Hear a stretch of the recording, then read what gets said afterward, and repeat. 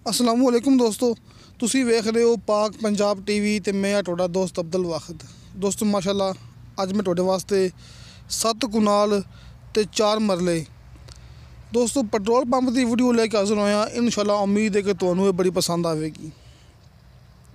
दोस्तों माशाल्लाह 130 foot in the front petrol भी, डीजल भी, CNG भी इस पंप ते दस्तियाब ने।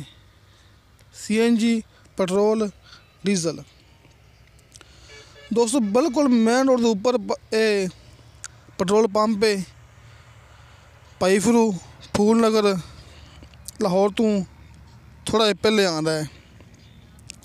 दोस्तों फूल नगर की लोकेशन है कि फूल नगर पंप है माशाल्लाह जड़ा कि लाहौर तो कोई 40-45 किलोमीटर पहले आ जाता है।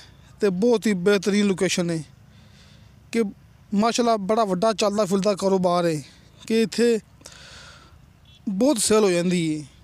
तो इस अलावा दोस्तों इहदे नाल 4 कुनाल जगह होर भी पई है, किसी दोस्त ने वो भी लैनी हो तो वो भी मिल जाएगी ये पंप तो अलावा। तो दोस्तों 7 कुनाल ते 4 मरले ये जगह है। 130 फुट फ्रंट है, पेट्रोल पंप है माशाल्लाह। 7 करोड़ ते 75 लाख रुपया इनकी डिमांड है, मतलब कि पौने 8 करोड़।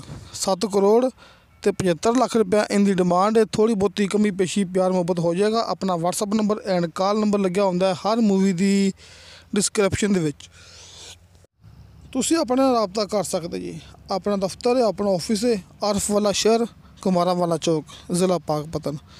दोस्तों इंशाअल्लाह ताला मिलांगे अगली वीडियो ते। खुदा हाफिज़।